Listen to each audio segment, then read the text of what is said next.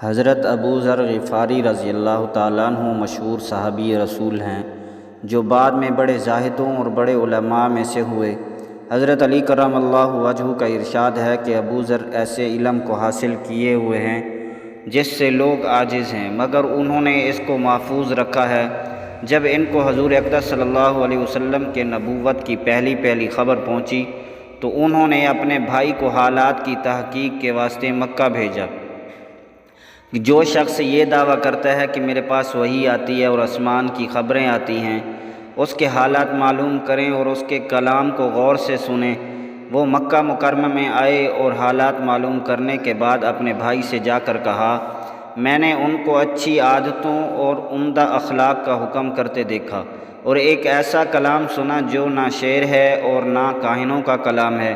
ابو ذر رضی اللہ تعالیٰ عنہ کو اس مجمل بات سے تشفی نہ ہوئی تو خود سامان سفر باندھا اور مکہ پہنچے اور سیدھے مسجد حرام میں گئے۔ حضور صلی اللہ علیہ وسلم کو پہچانتے نہیں تھے اور کسی سے پوچھنا مصلحت کے خلاف سمجھا۔ شام تک اسی حال میں رہے۔ شام کو حضرت علی کرم اللہ وجہہ نے دیکھا کہ ایک پردیسی مسافر ہے۔ مسافروں کی، غریبوں کی، پردیسیوں کی خبر گیری، ان کی ضرورتوں کا پورا کرنا ان حضرات کی گھٹی میں پڑا ہوا تھا، اس لیے ان کو اپنے گھر لے آئے، میزبانی فرمائی، لیکن اس کے پوچھنے کی کچھ ضرورت نہ سمجھی کہ کون ہو، کیوں آئے ہو۔ مسافر نے بھی کچھ ظاہر نہ کیا۔ صبح کو پھر مسجد آ گئے اور دن بھر اسی حال میں گزرا کہ خود پتہ نہ چلا اور کسی سے دریافت نہ کیا۔ غالباً اس کی وجہ یہ ہو کہ حضور صلی اللہ علیہ وسلم کے ساتھ دشمنی کے قصے بہت مشہور تھے اور آپ کو ملنے والوں کو ہر طرح کی تکلیفیں دی جاتی تھیں۔ ان کو خیال ہوا کہ صحیح حال معلوم نہیں ہوگا اور بدگمانی کی وجہ سے مفت کی۔ دوسرے دن شام کو بھی حضرت علی رضی اللہ تعالیٰ عنہ کو خیال ہوا کہ پردیسی مسافر ہے، بظاہر جس غرض کے لیے آیا ہے وہ پوری نہیں ہوئی، اس لیے پھر اپنے گھر لے گئے اور رات کو کھلایا سلایا، مگر پوچھنے کی اس رات کو بھی نوبت نہ آئی۔ تیسری رات کو پھر یہی صورت ہوئی تو حضرت علی رضی اللہ تعالیٰ عنہ نے دریافت کیا، فرمایا کہ تم کس کام سے آئے ہو، کیا غرض ہے؟ تو حضرت ابو ذر نے پہلے ان کو قسم اور عہد و پیمان دیے اس بات کی کہ وہ صحیح بتائیں، اس کے بعد اپنی غرض بتلائی۔ حضرت علی کرم اللہ وجہہ نے فرمایا کہ وہ بے شک اللہ کے رسول ہیں اور صبح کو میں جب جاؤں تو تم میرے ساتھ چلنا، میں وہاں تک پہنچا دوں گا، لیکن مخالفت کا زور ہے، اس لیے راستہ میں اگر مجھے کوئی شخص ایسا ملا جس سے میرے ساتھ چلنے کی وجہ سے تم پر کوئی اندیشہ ہو تو میں پیشاب کرنے لگوں گا یا اپنا جوتا درست کرنے لگوں گا، تم سیدھے چلے چلنا، میرے ساتھ ٹھہرنا نہیں، جس کی وجہ سے تمہارا میرا ساتھ ہونا معلوم نہ ہو۔ چنانچہ صبح کو حضرت علی کرم اللہ وجہہ کے پیچھے پیچھے حضور صلی اللہ علیہ وسلم کی خدمت میں پہنچے۔ وہاں جا کر بات چیت ہوئی، اسی وقت مسلمان ہو گئے۔ حضور اقدس صلی اللہ علیہ وسلم نے ان کی تکلیف کے خیال سے فرمایا کہ اپنے اسلام کو ابھی ظاہر نہ کرنا، چپکے سے اپنی قوم میں چلے جاؤ، جب ہمارا غلبہ ہو جائے اس وقت چلے آنا۔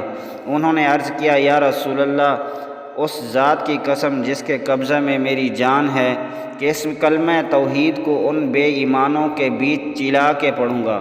چنانچہ اس وقت مسجد حرام میں تشریف لے گئے اور بلند آواز سے اشہد ان لا الہ الا اللہ اشہد ان محمد رسول اللہ پڑھا۔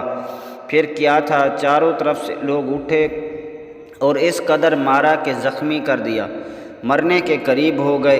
حضور صلی اللہ علیہ وسلم کے چچا حضرت عباس جو اس وقت مسلمان بھی نہیں ہوئے تھے، ان کے اوپر بچانے کے لیے لیٹ گئے اور لوگوں سے کہا، کیا ظلم کرتے ہو؟ یہ شخص قبیلہ غفار کا ہے اور یہ قبیلہ ملک شام کے راستہ میں پڑتا ہے، تمہاری تجارت وغیرہ سب ملک شام کے ساتھ ہے، اگر یہ مر گیا تو شام کا آنا جانا بند ہو جائے گا۔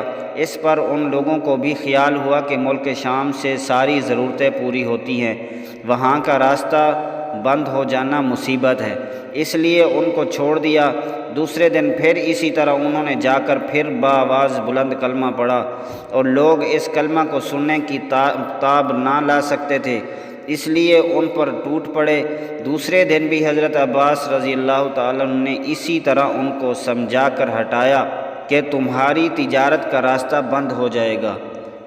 حاصل حضور صلی اللہ علیہ وسلم کے اس ارشاد کے باوجود اپنے اسلام کو چھپاؤ، ان کا یہ فعل حق کے اظہار کا ولولہ اور غلبہ تھا کہ جب یہ دین حق ہے تو کسی کے باپ کا کیا جاتا ہے جس سے ڈر کر چھپا جائے، اور حضور صلی اللہ علیہ وسلم کا منع فرمانا شفقت کی وجہ سے تھا کہ ممکن ہے تکالیف کا تحمل نہ ہو، ورنہ حضور صلی اللہ علیہ وسلم کے حکم کے خلاف صحابہ کی یہ مجال ہی نہ تھی، چونکہ حضور اکرم صلی اللہ علیہ وسلم خود ہی اسلام پھیلانے میں ہر قسم کی تکلیفیں برداشت فرما رہے تھے۔